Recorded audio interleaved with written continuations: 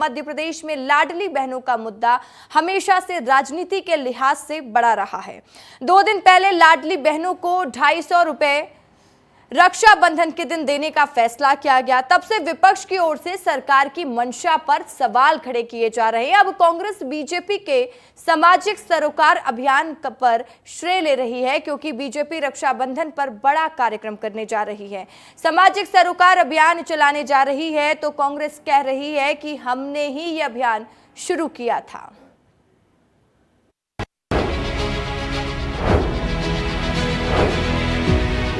मध्य प्रदेश में राखी और रक्षाबंधन अब राजनीतिक हो चला है। बीजेपी के विधायक, सांसद और मंत्री राखी बंधवाएंगे। बीजेपी सामाजिक सरोकार का अभियान चलाएगी।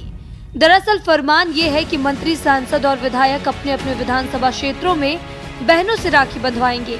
इसके लिए सामूहिक रक्षाबंधन का कार्यक्रम आयोजित करेंगे।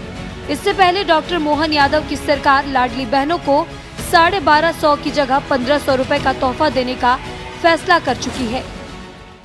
हमने सामाजिक बंधुत्व के भाव के आधार पर बहनों से राखी बंधवाने के लिए हमारे सभी मंत्री, विधायक, सांसद, पार्षद, समस्त जनप्रतिनिधियों से मैं अपेक्षा करता हूं कि वे 1 अगस्त से लेकर के 21 अगस्त रक्षाबंधन तक अलग अलग बस्तियों में, मोहल्ले में, गांवों में, जहां जहां बहनें रहेगी, रक्षाबंधन के इस पावन पर्व को संपन्न करेंगे।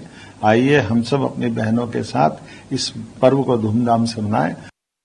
लेकिन कांग्रेस को बीजेपी का कार्यक्रम कुछ खास पसंद नहीं आया।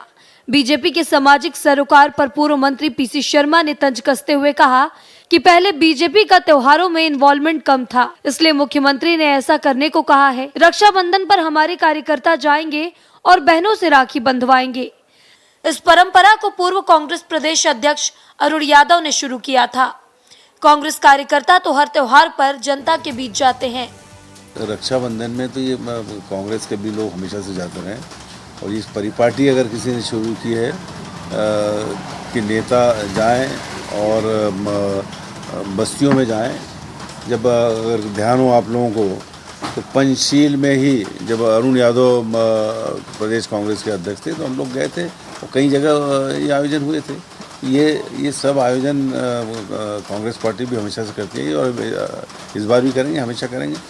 हर तरह के त्योहारों में कांग्रेस पार्टी का भी इन्वॉल्वमेंट उतना ही है, लेकिन बीजेपी का कम था, इसलिए मुख्यमंत्री जी ने आह्वान किया है। हालांकि बीजेपी का मानना है कि जनता ने विधानसभा और लोकसभा के चुनाव में बीजेपी पर भरोसा जताया है, लिहाजा जनता के सुख दुख का साथी बनना उनकी जिम्मेदारी है। मध्य प्रदेश के पर्यटन मंत्री धर्मेंद्र लोधी कह रहे हैं, फूलों का तारों का सबका कहना है, 1 हजारों में मेरी बहना है। कहा कांग्रेस के पास तो कुछ बचा नहीं, हाँ विपक्ष में है तो कुछ ना कुछ तो बोलना ही है।